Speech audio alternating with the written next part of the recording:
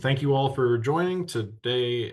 My name is Nick Stallman. I'm the wildlife habitat educator for Audubon Society of Western Pennsylvania. I also coordinate our backyard habitat program, and I know that's how I know many of you that are in the audience today. And I wanted to, so this is a new program. Uh, um, Basically, I kind of wanted to talk about some of the plants that you see growing around in urban environments, why they might be growing in urban environments, and then some of the, like what I would consider the hidden gems. So the things that are native plants that sometimes get mistaken as weeds. And if you have questions throughout this, if you want to throw them in the chat, I'll try to get to all the questions at the end of the program just to make sure that we can get through the material. Since we will try to wrap this up by 1 p.m. But I'll stick around if there are questions that go past 1 p.m. So I can stay as long as I want, but I want to make sure we get through everything for all the people that might have to get back to work. All right, so without further ado, we'll go ahead and get started. Again, the program is Hidden Gems of the Urban Wilderness, and I need to move this control panel that is taking away all of PowerPoint. So what do I mean by hidden gems? I mean urban plants, all those things grown in sidewalks, vacant lots, just everywhere that a plant can kind of start sprouting out some leaves. These are really kind of just important things. It's very impressive when plants grow in a lot of these heavily urbanized areas. And a lot of times the question is just, are urban plants just weeds? And in order to answer that question, we kind of really have to figure out what a weed is. And the great source that is Wikipedia defines a weed as a plant considered undesirable in a particular situation, growing where it conflicts with human preferences, needs, or goals. The important takeaway there is human preferences. So a weed is really just a plant growing somewhere where one specific person or possibly a group of people don't want that plant growing right there. Ralph Waldo Emerson, the philosopher, kind of says of weeds, it's a plant whose virtue has not been discovered yet. So what is a weed to one person might not be a weed to the other. And you could kind of then ask the question, well, aren't weeds just invasive? So aren't most of these things that we see growing around urban areas invasive plants? And they certainly can be in the case of this kudzu in the southeast. That is going to be an invasive plant, which I guess you could say is a weed because a lot of people aren't going to want this plant that can kind of take over an entire area and choke out most other plants that would try to grow there. That's going to be a weed to a lot more people, and it's got this new terminology or this different terminology where it's invasive. So it's a plant that isn't originally from there, has spread out. We've done a lot of programs on invasive species, but what I really want to focus on in this program are that the idea that urban plants and some of these weeds are native plants. Even ones that we really don't like ragweed, that's a native plant. We'll talk about that one in more detail. Pokeweed, native plant, a lot of wildlife benefits. And then even some that are pretty to look at, like white wood aster over on the right. That's also going to be a native plant that thrives in some urban forests. But then you kind of got to wonder, why do some plants grow in an urban environment? What allows them to survive here with almost no issues? And the idea is they're kind of pre-adapted to this. So a lot of our urban plants tend to be plants that naturally grow in harsh conditions anyway. So that could be species like this butterfly bush that in the natural habitat will grow on limestone cliffs or like other rocky outcroppings. And what is a decaying brick chimney if not a limestone cliff? So things that grow in very alkaline soils, there's a lot of grasslands that have poor nutrients that have tons of chicory. So that's where it would naturally occur. And those alkaline soils are the same type of conditions that you'd get where you're next to a road that might have a lot of road salts or other runoff. So chicory is going to thrive in both this grassland and on the side of the road. Some plants are adapted to grow in floodplains where nutrients just very poor, a lot of water flooding events kind of leach away nutrients. And so not a lot going on. You got some really tough soil. So pin oak, the the oak that we see a lot of places, pin oak naturally occurs in a swamp. Its scientific name, it's Quercus palustris. Palustris means swampy. So pin oak would naturally go and grow in a swamp, but it just kind of means that it grows in really nutrient poor areas, which can include compacted soil and like suburbs or even actual cities. So that's one of the reasons why it's planted so readily around cities and neighborhoods, is because it tolerates some pretty bad conditions while providing, really good shade and some wildlife benefits as an oak. And then a lot of plants that can climb or twine up understory trees or even get to the canopy, going to have no problem at all climbing or twining up all our vertical structures, be they fences or buildings. So a lot of these plants that we see in urban environments have kind of pre-adapted to the conditions that we've created in these cities. And with that, we'll kind of jump right into just some native urban plants that you might see around the city. And I've kind of got this categorized where we're going to go from trees to shrubs to some perennials to some annuals. And each one I'll go into some detail. So all these plants that we're going to see moving forward are native to Southwest Pennsylvania. And some of them are going to be pretty weedy in that a lot of people might not like them in your yards, especially with these trees. Like in an urban area, you might not have space for trees, or this first one that we talk about and some of these other ones you might not like because it causes other issues. So just keep in mind that these are plants that can grow in an urban area, providing some wildlife benefits, but they might have some conditions that would make them weedy. And the first one up, this is actually my favorite tree, and this is black locust. So black locust is native to Southwest PA. We're kind of at the extent of its historic northern range. So if you go further northeast, it is not native, and it is listed kind of as an invasive up there because it grows quickly. This is a tree that will get to like 30, 70 feet tall. The blooms are absolutely gorgeous. So you get to see these clusters of flowers late in April until potentially like early June, and they don't last too long. But if you haven't done so, and I'm sure you all have seen this tree around, whether you know it or not, but next season, when you see these blooms start forming, I encourage you to grab just like a handful of that and smell it. It is one of the best, most aromatic flowers I've ever encountered. I absolutely love black locust flowers. These tend to grow on sunny or dry sites. One of the big issues is they do root sucker. So they can quickly kind of take over an area that's been disturbed. So vacant lots, but also fields. And that's where we see issues in the Northeast and the Midwest, is that this plant will get into a disturbed field and it will kind of keep spreading and keep spreading. But at the end of the day, it's a pretty short-lived tree. So relative to other trees, this one hardly ever gets to be over 90 years old. In fact, most of them start to see a decline around 40. In the meantime, they're providing some really cool habitat with a really large canopy, some really furrowed bark that a lot of insects associate with. The wood itself is an excellent timber. I mean, this is some hardwood. It's rot resistant. Most of the time, when you see split rail fences, mostly used from black locust.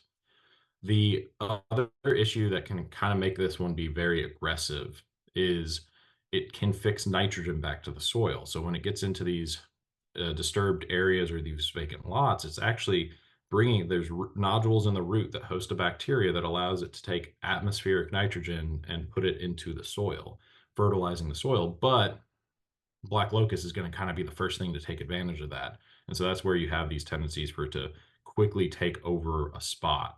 That being said, it's going to be providing wildlife and at some point it begins to decline. So around 40 years. And birds will start putting holes in here. There's a fungus that associates with this. So it's cracked cap polypore. And when you start to see that, that means that the heartwood at the center is starting to rot away. And that's when things like these pileated woodpeckers really start going after black locust, carving in some holes. And then you might have next year, those holes will get utilized by bluebirds or other small cavity nesting birds. And this is a situation where that dead tree. So after this black locust has died, the trunk itself, the standing dead tree called a snag, can persist for several more decades. In fact, I encourage you the next time you go onto a hike in a forest that had been harvested within the past 70 years, when you're near the edge, if you can start to identify this bark, so it's kind of this deeply furrowed gray bark here, you will start to see that most of the dead trees at the edge are these black locust trees. And they provide that snag, that habitat for cavity nesting birds, a lot of insects for many, many, many years. The other tree that I wanted to bring up that we see a lot of in urban areas is hackberry. So hackberry is going to be a cool little tree, another nice bark. We got this smooth underbark, and then you usually have little warty extensions all over.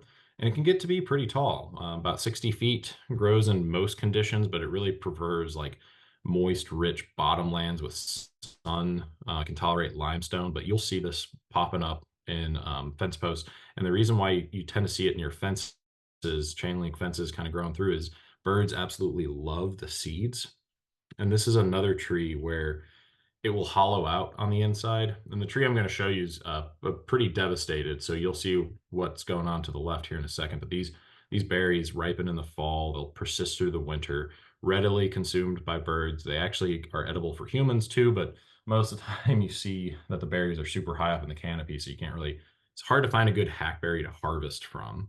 The seeds themselves, the outer coating is kind of like an M&M candy, and then you get a little bit of meat, fruit meat in the inside that tastes kind of like a little bit like a prune or a raisin, and then it's kind of seedy throughout. But hackberry is highly nutritious, so birds go after it like crazy.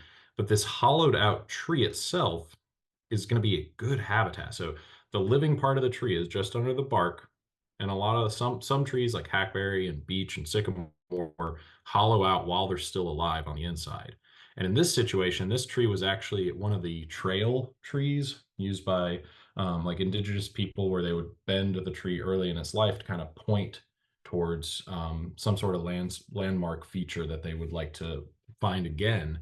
And so this one was always kind of bent this way, and at some point it recently collapsed. But this was one of the photos that I could find where you could see how big this cavity was on the inside.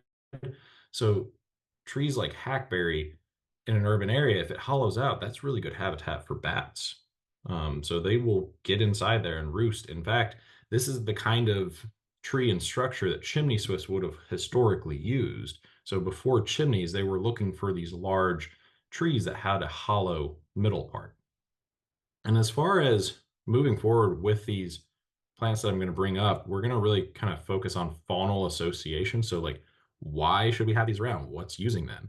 And in hackberry's case, you actually have this butterfly called hackberry emperor. So it's the larval host, so that the caterpillar really, really needs the foliage of the hackberry, and it eats that and eats that, and then develops into the pupa until finally it's the hackberry adult.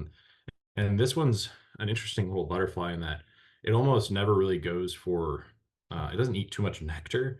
Instead, you see this a lot of times going after sap from a hackberry.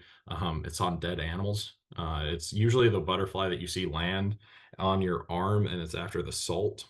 So it doesn't necessarily go after too much nectar, but it's still a nice looking butterfly. And then if you have a hackberry, you might have seen these. They look like little warts growing on your leaves. And this rarely causes an issue with the tree, but this is a type of gall. Some of you might have attended the talk with Gabby where she really went into galls, but it's a, a response from the plant where an insect or a fungus or some type of organism enters the plant tissue and causes it to respond by abnormal growth around whatever that intruder is. And in insects cases, a lot of times that abnormal growth is providing habitat and like protection for a developing larva insect. In this case, it's a type of tiny true bug known as the psyllid, and they form these galls that can be a lot of different shapes. There's actually a dozen or so species. They're really hard to identify down to species, and um, there seems to be some confusion on whether the shape of the gall is actually even a different species. So, like when they look like a little hat versus a little round knob, it could be the same species sometimes. But these little psyllids, they're harmless. They're crucial food sources for larger insects. So this is one of those things where this is the little guy. They're cute if you zoom in, but they're like a quarter of an inch big. But that is what a lot of other insects will eat. And those larger insects will be really important food sources for a lot of our songbirds. So whenever you see these little galls on the end of hackberry trees, know that these little insects are also there, and that's really important food for birds. All right, the next one up. Now we're getting into some of my favorite shrubs. So sumac, in particular, staghorn sumac, is one of the more common ones we see around here, as well as winged sumac. But staghorn sumac is a multi-stem shrub. You probably see it while you're driving around the interstate or driving around some of the highways. Grows to up to like 30 feet in the best conditions, but it's mature when it's about 6 to 8 feet tall. You've got these really nice alternate pinnate leaves, so the leaves look like really long feathers that kind of droop down and pop up. And to me, it gives a little bit of like a tropical appearance to the shrub. And then you get these great red flower and fruit stalks here. But this is a shrub that would naturally be grown on like full sun rock outcroppings, which makes it really good for vacant lots and hillsides. So it's a very good erosion control species. In fact, this is another one that will root sucker. So you might want to try to call it invasive, but like it's root suckering and it's holding in some of the soil, but you got some decent understory space that you do tend to see some forbs, some like herbaceous perennials growing under these staghorn sumacs while this is still holding in banks or like really just those hills that you see in Western Pennsylvania that are just a bunch of like rocks that you go and look at it and all the rocks start tumbling. So staghorn sumac's really good about holding in a lot of those hillsides. And as far as faunal associations, so again, fauna is animals, flora is plants, and those faunal associations, when it comes to the berries of sumac, the USDA Forest Service estimates about 300 species of birds at some point consume sumac berries in their diet.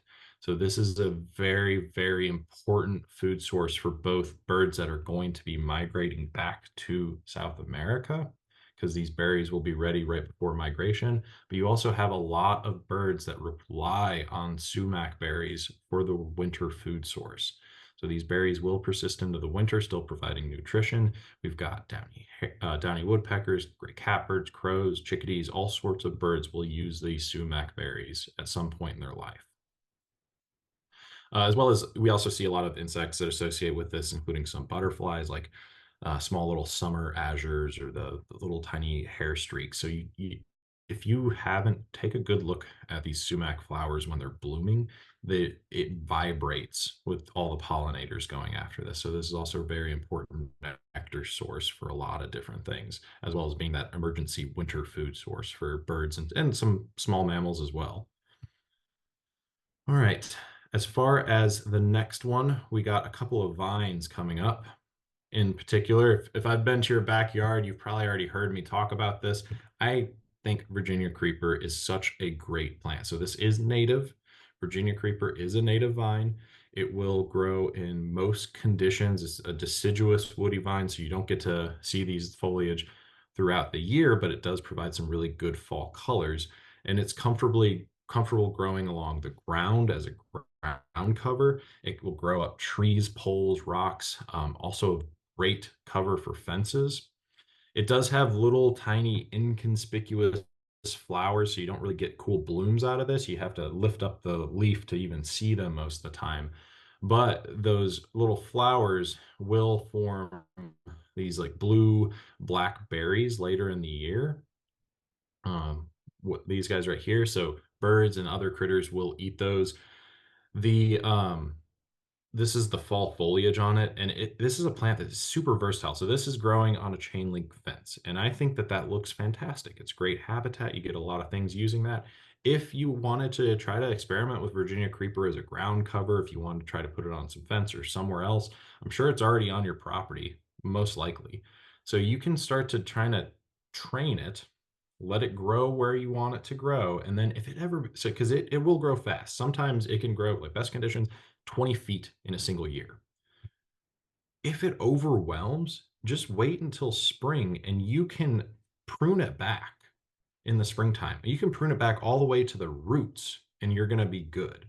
So I mean, it's going to be good. It will grow back. So it's a very receptive to spring pruning. And I did just have a comment about allergies. So this is kind of twofold in that Virginia creeper will grow in the same areas as poison ivy. If it doesn't quite have the 5 leaves out yet, it can get a little confusing. You might grab at poison ivy. So there are a lot of times where people that are weeding, thinking that they're pulling at poison ivy, they might touch the poison ivy, or the poison ivy, the leaves weren't quite out yet, and you're pulling at one of the twigs nearby. So there is this cohabitat where I see a lot of times people do get that, but Virginia creeper can cause, in a very small percentage, I don't actually know the actual percentage, Susie, of people that get a reaction from this. So inside the plant, there's calcium oxalate crystals. So if you got very sensitive skin, pulling at and breaking Virginia creeper leaves and stems, you will get exposed to those oxalate crystals that are in the sap and can cause a dermatitis rash. So keep in mind that I don't know the exact percentage. I just know that it's a small percentage of people can actually get a rash from this. But I think a lot of times it ends up being poison ivy as well is in the area. So if you are pruning this, just always wear your gloves, your long sleeves, all the normal stuff that you would do if you think you were dealing with poison ivy as well. And for faunal associations, you get these really cool sphinx moths. So this is actually the Virginia creeper sphinx moth. So this one, the caterpillar does utilize the foliage for its larval or for development in that larval stage. Pretty big moth. You might have seen these around at night, but then also those berries. A lot of our frugivorous or fruit eating birds really, really love Virginia creeper berries. So we got a little catbird that would also kind of use this as its habitat, because if you have some really dense Virginia creeper growing along a fence line, like that's a good little spot for this secretive bird to kind of hide into and do its little stumbly song. And then it's got these berries as well. All right, so speaking of dermatitis, and I've definitely got some plants in here that you're gonna be like, I don't want these on my property, Nick. And it's fine. You don't have to have them on your property. I'm hoping to get you all to see some of these plants in a different light. Um, but I know that this next one's gonna be a hard sell. But poison ivy. So poison ivy is a native plant. I get it. You're not gonna want it growing on your patio. You're not gonna want it growing across your doorstep. So it does cause a dermatitis rash. This is another deciduous vine. It will also, like Virginia creeper kind of grow as a ground cover or up trees, but it will even sometimes form a bit of a shrub. And the flowers over here on the right side of the photos, those come in spring. And then the fruits, these little greenish, white, pale berries, ripen around September. This is what's considered a vanguard species. So you tend to see it right at the edge of a lot of habitat. So it kind of keeps you from wanting to go into the woods because you see a line of poison ivy. But then you find that if you did go past the edge, it's not really deeper in the woods most of the time. This is a species that in an urban area, it is extremely tolerant of salt. So you tend to see this along roadways growing no problem, up the trees along the forest edge of like small urban woodlands. And it gets these little aerial rootlets along its uh, thicker vine when it's growing up trees. And even if that shrub part, you can kind of sometimes see the aerial rootlets. This is, I used to have a friend that said, don't be a dope and touch the hairy rope. That was one of the ways that you could ID it. Otherwise, it was, the leaves of 3, leave it be, that kind of thing. So what's interesting about poison ivy and why I would encourage you to keep it in areas of your yard that you see it growing where you never go into. So if you have it growing deeper in a patch of garden or woodland that you have on your property and you don't go back there, I encourage you, let this be because this is a great wildlife plant. It's very unique in that we as humans and then some of the higher primates are the only animals that really get a rash from poison ivy.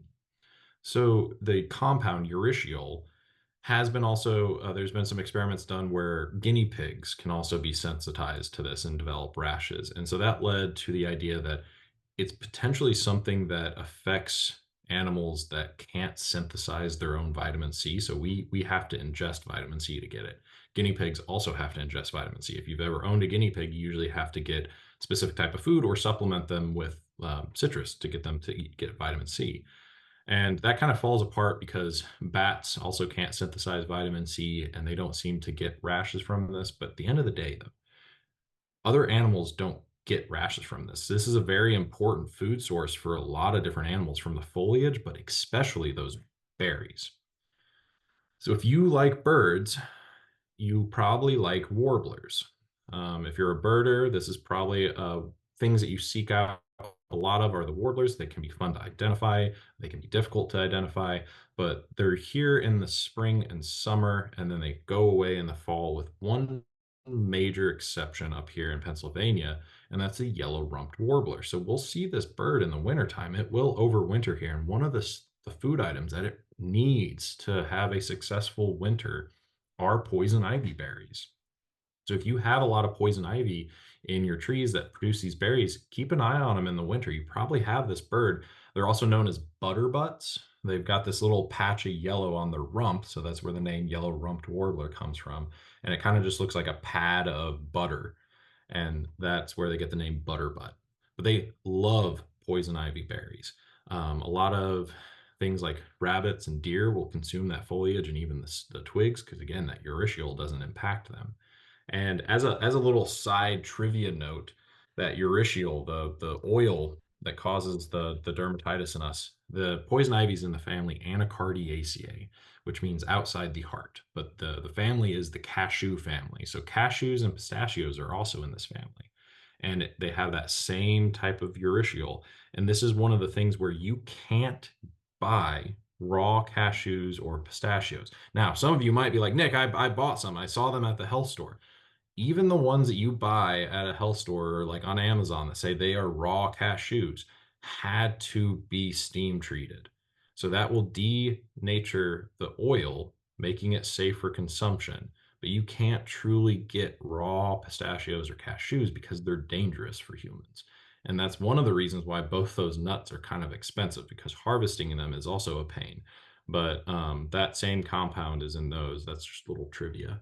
And this little moth is one of the fun faunal associations that we have with poison ivy. So poison ivy is the larval host for the eyed Pycetes moth, and we get these awesome little eye spots that kind of help protect this moth. And hopefully, if a bird lands in front of it, it sees these big eyes and leaves it away, or some other predator lands, it might hopefully make them think twice before trying to eat something with such big eyes. So those were all the woody plants that I had put into this presentation. So now we're getting into some of the perennials. And these are the ones that I imagine you'll be more receptive to hopefully keeping in your backyard. And up first is one that you probably are starting to see some blooms on, but we have white snakeroot. So this is a 2 to 4 foot tall perennial. Flowers start forming around late summer, and they'll continue through the first frost sometimes. This is a great plant for like full to partial shady sites. You likely might already have some growing in your woodlands. They really like kind of I don't know, somewhat moist soil, but like best conditions would be moist soil with partial shade. And that's where this would thrive. Um, Great pollinator plant, really kind of helps fill in ground cover. It will compete against some of those edgeland invasive species like to some degree stiltgrass and garlic mustard. This is something that you can kind of help compete against that because you likely have some growing, and it's deer resistant in that it's toxic to deer. In fact, it is another little trivia piece that usually comes up. So this produces a fat soluble alcohol known as trematol, and that's toxic to mammals. And so there's situations where if cows don't have a lot to graze on, they will end up grazing on white snakeroot, and this trematol will build up in their milk because it's fat soluble, so it builds up in the milk. And this is where you get milk sickness. So if you drink milk from a cow that ate a lot of white snake root, you can actually you end up developing trembles and seizures, and you could die from this. And this is possibly the reason for the death of Nancy Hanks Lincoln, which was Abraham Lincoln's mother. So if you ever heard the idea that Abraham Lincoln's mother died of milk sickness, it was most likely from the cows in the pasture eating the white snake root. But we don't need to focus on the negatives. Instead, let's focus on the fact that this is such a crucial nectar source for so many pollinators in the late season. Because a lot of the times in the summer, late summer towards fall, many of those flowers have already turned to seed, but white snake root keep on going. So this is a crucial supply of nectar for a lot of our pollinators. And it's a larval host for a pretty cool looking moth. So this is the climbing moth. I don't know if you've ever seen this. We do have some moth programs coming up next week. So if you're interested in any of these moths, definitely check out our calendar. We'll have some at all of our different locations, like Buffalo Creek. And definitely check out if you're into moths or want to see what kind of insects you can find out at night. We got these late programs coming up next week. But this climbing moth really needs the white snake root. So great one for your backyard if you got a little shady area. Up next, I keep saying my favorite, and this is another one of my favorites. So I'd say I have a favorite in each category. You guys can at least give me that, right? So my favorite for the perennials will be American pokeweed. And again, this is one where if I've been out to your yard for the backyard habitat program, you've probably heard me try to convince you to keep this around if you weren't already doing so. It's just such a cool plant. Height really does vary. It averages like a couple of feet to like 8 feet to up to 20 feet. Like this is almost a tree, but it's a perennial. So all this above ground growth is just from 1 year, and then it will die back and its taproot persists and it'll try again next year. But yeah, just a couple of feet sometimes to 8 feet. But either way, you end up seeing this spike of white flowers June through September. These do self-pollinate, so they quickly turn into berries after the flowers form. And that's when you get these big, ripe purple berries. I will talk about the toxicity here in a second, so don't run out and try to eat any of these nice juicy berries. Definitely toxic. Do not put this in your mouth. They are edible for birds, though. But real quick, this is again, something that you just tend to see in a lot of vacant lots at the edge of your property. It thrives in moist soil with full sun, but really it'll find a way in most areas. Um, Oftentimes you find this underneath power lines or at fences because birds absolutely love those berries. They'll eat it and digest it while sitting nicely perched on the power line or the fence, poop out the seed. That seed has some nice fertilizer from the bird feces, and we sprout out another pokeweed next year. So you tend to see a lot of these alongside um, fences, underneath power lines, awnings, stuff like that. Do note that after the shoots begin to form, so after the stem starts forming, it turns red, all parts of this plant are toxic. So even before the shoots form, the taproot's also toxic. So do keep in mind that if you have children, to make sure that they know that this plant is toxic, that they should not eat these berries. Um, but otherwise, I mean, really good wildlife plant for birds in that it has the little bit of story time here. So the foliage, when it first comes out, it is edible for almost all mammals. In fact, if you've ever heard of poke salad, it's kind of an Appalachian delicacy. It's the kind of the first greens that you get to eat after a winter is when the poke weed first starts to send up its shoots. You can eat those, but even then you have to boil and strain it a couple of times. And I've had it. It tastes like spinach. I would rather just eat spinach, but I get the history behind it. I appreciate the history behind it. But at the end of the day, this is a plant that has like 32% crude protein for mammals. So those shoots are very nutritious at a very crucial time for growth early in the spring. After the stem starts forming and it's turning red, that plant becomes toxic to most mammals. Although deer and maybe some other mammals are resistant to the toxin, so deer do consume this. But the flowers start forming. And this is a great source of pollen and nectar. You got a lot of flowers per plant, so a lot of nectar on here, visited by many different pollinators. Then the berries are consumed by a few dozen different songbirds. In fact, this is the reason why you walk out to your car and you see that big like purple spread of feces. Uh, I know I'm selling this plant really nicely, but that's usually pokeweed. The berries, whenever I used to do some bird banding, and whenever we would have, we kind of put the birds in a cloth bag as you wait to process them, and you put the little metal band on them. And as they're in the bag, almost all the bags were stained purple because of this pokeweed. It can be used as a dye, the berries. But the berries are consumed by like a few dozen different songbirds. They don't have any ill effects from the toxin. But then it's still not done because that stem, you've likely seen this in the wintertime, it dries out. It goes through what we call lignification. So it kind of turns woody and it's hollow on the inside. That hollow stem is super important for it's a nesting site for some of our native solitary bees. So not the bees that make honey or make big hives, but we have a lot of solitary bees that are way better at pollinating than even honeybees are. And some things like leaf cutter bees, which take leaves, so they'll find this hollow stem, they lay an egg in there, and then they take a bunch of leaves and stuff the leaves in a hole, and you end up with this pattern. Like, so you have this cavity inside here, and they lay an egg, put a bunch of pollen in for the larva to consume, then shove a little leaf wall, and then kind of repeat the process. So over the winter, you have developing larvae within the stem. So even keeping that stem around is helping out wildlife. So it's a very awesome plant that has throughout its entire life is providing some sort of wildlife benefit. Up next on the perennials is some that you tend to see in more open fields. These are two different species, dogbane in this genus Opossum. The hemp dogbane can grow to about 5 feet, has the white flowers. I think that it's a little bit more common. That's the one that I tend to see. Spreading dogbane has the white or the pink flowers. It's a little bit shorter, and I tend to see that more in upland areas with like some sandy soil. But either way, they're in the same genus. They both produce seeds similar to this on the right.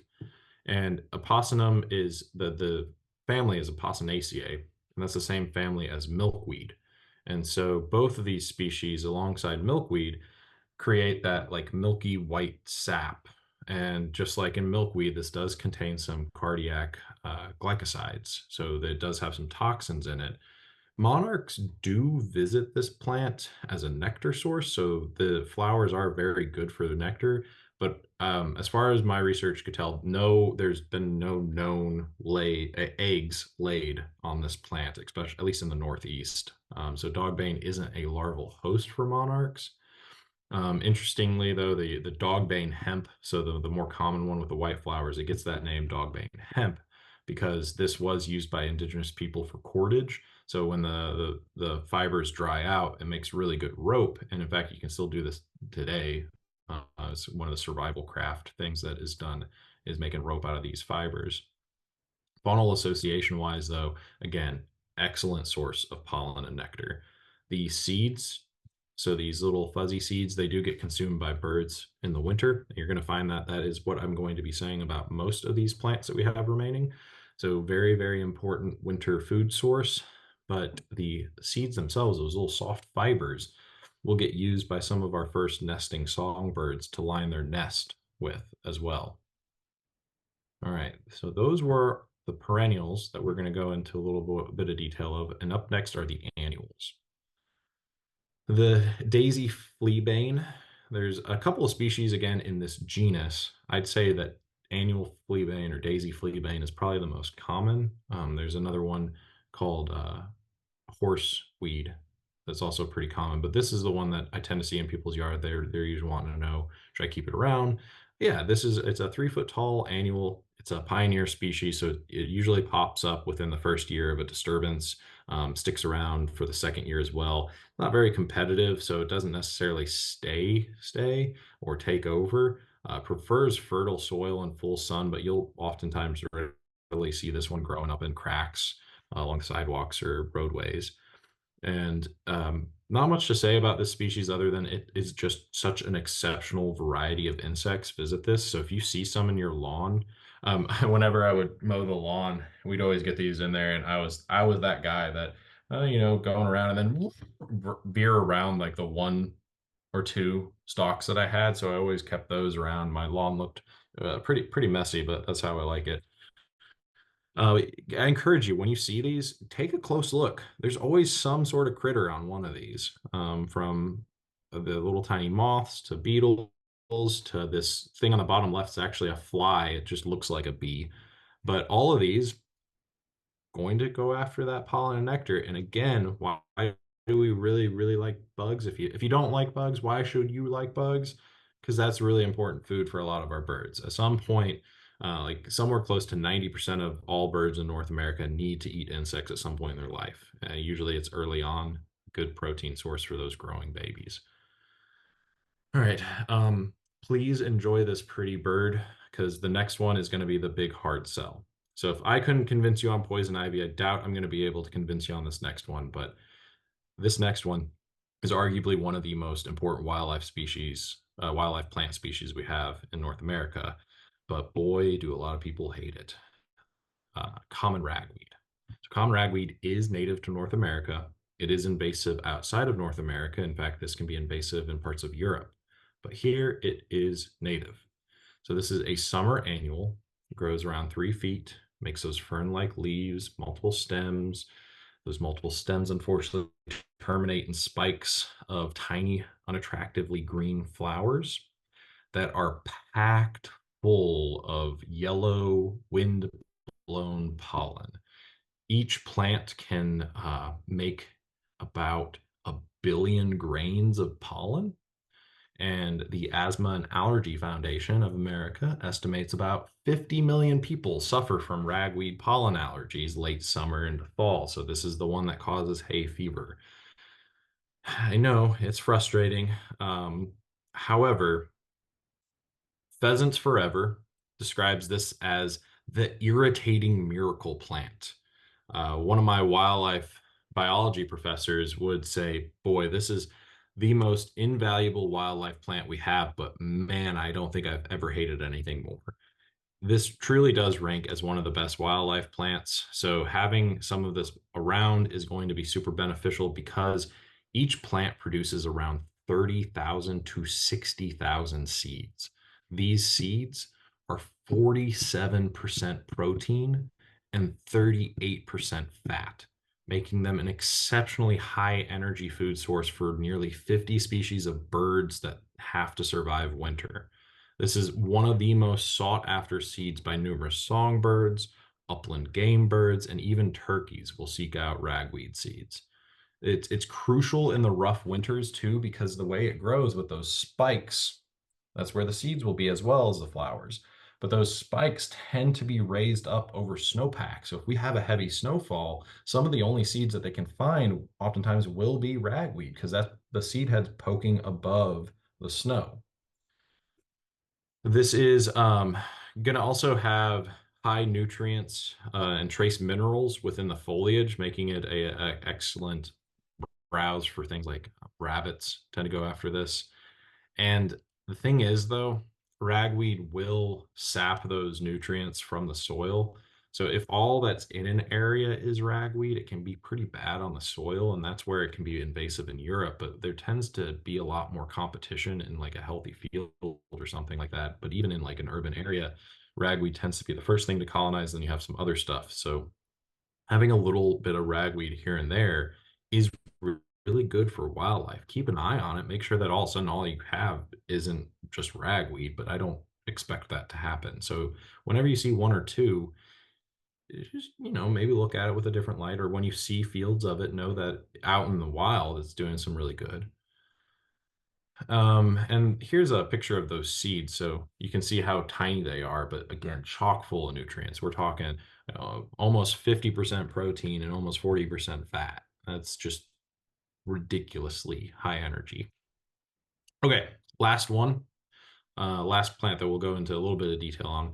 And I'd say I get another favorite now. So my favorite is going to be this next one. and I bet you it's a few of your all's favorite, but my favorite annual here is jewelweed. And this is two species. So I've seen both around in probably like 50-50 occurrence, honestly. But you got the pale or yellow jewelweed on the right, and then orange or spotted jewelweed on the left. Both of them are going to produce this little fruit. Kind of, to me, it looks like a pickle, and we're going to see that pickle up close and what that pickle can do here in a second. Summer annual, though, grows fast, 7 feet tall sometimes, oftentimes shorter, but that growth will be really, really fast, and it loves moist soil. So it can really like create some dense stands that can easily compete against invasives like garlic mustard and even to some extent stiltgrass. So if you have stiltgrass growing in a wet area and you see some jewelweed, try to encourage that jewelweed while you're pulling that stilt grass. Leave the jewelweed alone, and you might have some of this happen because it does provide a little bit of erosion control. So if it's even on a hillside, you're getting some erosion control benefits from this. Not a ton, but still some. And it will um, oftentimes just grow naturally. No intervention. It's an annual, but it'll seed regularly. And another idea why I would say try to keep a patch of this in the back if you have it. Deer love this plant. So if you're trying to grow it for ornamentation, then it's going to get frustrating like everything else. The deer will browse it. But if you have a big old patch of jewelweed, I do tend to see deer go to that first and leave a lot of your other stuff alone. So very, very succulent stem. So great water source, and deer love it. But it gets its name jewelweed. There's a couple of different ideas on why this is, but it's a hydrophobic plant, meaning that it has these tiny microscopic hairs that repel water. So it can't really get wet. And so it oftentimes you see it with a lot of morning dew on it or after a rain event. And so one idea is that it gets the name jewelweed because of these little beads look like jewels, but also within that pickle are seeds. We're going to see this pickle in action in a second, but on those seeds, those green seeds, if you're to scrape off the green layer, this is what that seed looks like. It's turquoise. So another idea on why it gets the name jewelweed is because of the turquoise seeds. Okay, up next, I have a cool video. So if you have not done so yet, you can do this. Find some jewelweed, but the seeds are explosively dehiscent, meaning if you touch them, they explode. So I've got a nice little video from the BBC that will start playing here in a second, and we'll get to see what this looks like in action. There's no sound. Well, there shouldn't have been sound. So this will happen once they reach a certain pressure on their own, but we also will get to see a poor little caterpillar that bit off more than he should have. So they are food sources for caterpillars, and here's yeah, I'm sure he survived it. Anyway, they're super fun. So you can go over there and touch them. They kind of poof, and they pop out those seeds. So that's one of the way they spreads. They are primarily pollinated though by ruby-throated hummingbirds. So ruby-throated hummingbirds and some of the bumblebees really love this plant. Great nectar source for late season, just like the white snakeroot. So this is a great nectar source in the months from June through like September. Very important for a lot of different things, but especially hummingbirds as they are starting to think about heading back south. All right, so those were the main plants, but some honorable mentions. So these are just quick. We'll go through a couple more trees, shrubs, and perennials and whatnot. All these are native, but again, trees, black cherry, great fruit consumed by a few dozen different bird species, great pollinator, flowers, and black walnut as well. I mean, this is a staple food source for squirrels, but that's just because they're one of the few things that have the determination and teeth capable of penetrating that massive husk to get to the nut meat. But this is a preferred host for some of most people's favorite moth, the Luna moth, and then this regal moth. So this is one of the preferred host species is the black walnut for both those moths. But at the end of the day, like any tree that manages to grow in an urban environment has some merit. I won't go into invasives too much, but like it's pretty impressive when a tree manages to grow in the middle of an urban area. So if there's the space for it and there's not too much damage to a structure, it's good to think about trees in a different light whenever you see them growing in an urban area. Another honorable mention was the shrubs blackberry, so black raspberry as well, Allegheny blackberry. Tend to see these growing all over sorts of sunny edge habitats. Obviously, great food sources from those berries. You got many insects that associate with this. Here's another one where it's, Nick, I'm not going to keep that around my yard, but greenbrier. Greenbrier is native. Flowers visited by many pollinators for nectar. The foliage and stem are consumed by many different mammals. That same wildlife professor that was talking about ragweed, he would also call this deer ice cream. The fruits are also important food sources for many fruit-eating birds, like robins and bluebirds. Goldenrod. Usually don't have to convince people to keep this one around, but incredible diversity of insects that visit this for pollen and nectar. This blooms at the same time as ragweed, so it oftentimes gets blamed for seasonal allergies. But unless you're sitting there huffing this flower, you're really not getting that pollen in your nose. It's not wind blown like the ragweed, it's insect pollinated. So goldenrod's a pretty important pollinator plant. The seeds are also very important in the winter time too. So many times you see songbirds like goldfinches on goldenrod in the winter. Beggar ticks. This is another good plant. The most common one that we have, frondosa, is pictured. So not the most showy flower. There are some that have more showy flowers, but they're still visited to some degree by pollinators. And then the seeds, again, super important winter food source. So you're going to see that a lot of these plants that I've talked about produce these seeds that persist into winter. And that's what songbirds and a lot of our small mammals need to survive the winter time. So not only is it important to kind of allow these plants to grow, but not to remove that stalk throughout the winter. Let the seed head stay there because we've got those seeds on top. That hollow stem might have some developing native bees in there. Whitewood aster, same thing as white snakeroot. You tend to see this growing in shadier sites, forest edges, more moist soil, but I've even seen it in some compacted soil. And another great little plant, great nectar source. And the last honorable mention that I see growing in little urban cracks, usually by air conditioners and shaded sites underneath awnings, is sensitive fern. So very small number of insects associate with this species, but what it does create is very dense ground cover that kind of creates a little microclimate of humidity under it. And so that keeps the soil cool and wet, which is beneficial to many animals, especially amphibians. So sensitive fern patches can be the perfect little hidey spot for a frog or toad. All right, so those were the main plants that I wanted to talk about that I tend to see growing around urban areas that are native. I usually have to try to convince people to keep some of them around.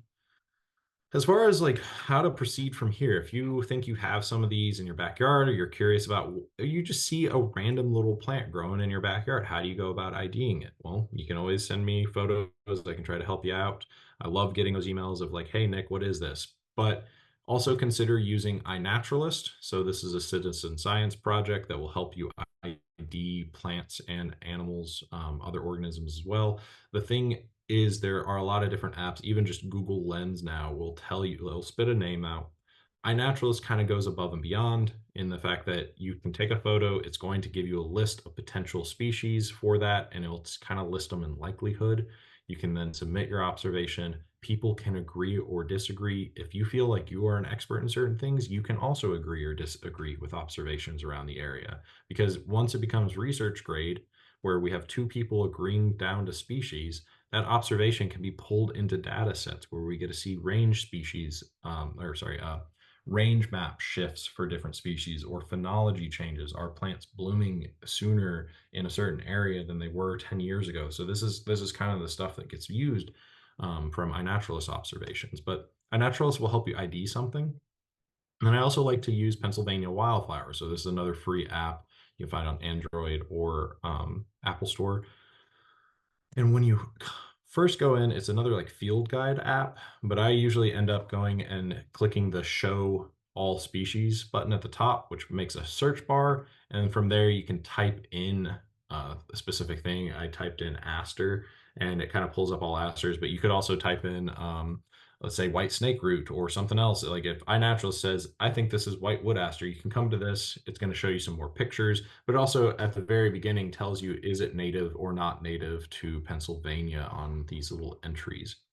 One last thing, what kind of inspired me to do this presentation was I got this book. It was a fun book. So this is not just native species. So the Queen's Anne's lace is not native, but Wild Urban Plants of the Northeast was a very awesome read. It's a bit of a field guide. It has interesting takes on invasive species and non-native species in an urban environment. So this will go through a lot of urban plants, what they could possibly be, like what wildlife benefits this plant has, why it's growing, why is it likely to have been here, where did it come from, and it's got a very good introduction that goes into how some plants are better adapted to grow in an urban area and why they do provide some benefit. So highly recommend this book. It's in its second edition. I had the second edition, found it at Barnes and Noble. So very, very good book. And then with closing, I just want to shout out two of our upcoming programs. We have this pop-up event at Suck Up where you get to come out and make decorate a terracotta pot, and then we will have some of the native plants for sale. We'll bring them up to Suck Up. So if you're in the Butler area looking for something to do on the 20th, so this is from 10 to noon, these are the kind of pots that you'll get to decorate. So nice little kooky pots. And then if you're wanting another online program, on the 27th of this month, we have a plant that goes into long-tongue bees and some of the native plants and why these are really, really important pollinators. And with that, I will stick around for any questions, but I hope you all enjoyed this program. Yeah. And if you have any questions, you can throw them in the chat. I don't think the mute thing is working.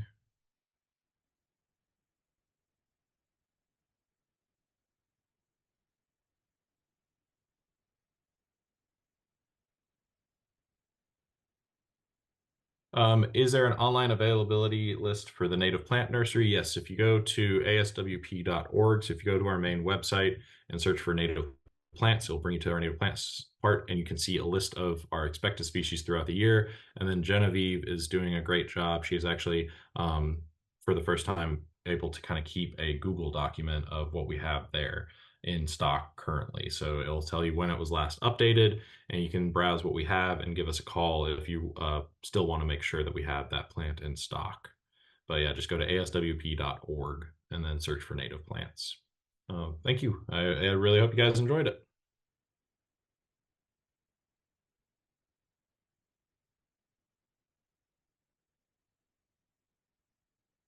All right. If there's no other questions, I'll see you all hopefully at the next one.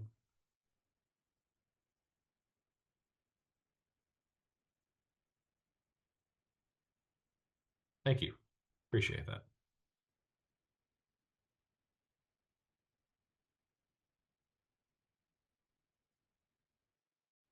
Well, thank you, Linda. Yeah, it's really kind of an interesting thing. Like it's trying to look at these plants in a different light sometimes, but it's impressive what they're able to do in our city. That's for sure.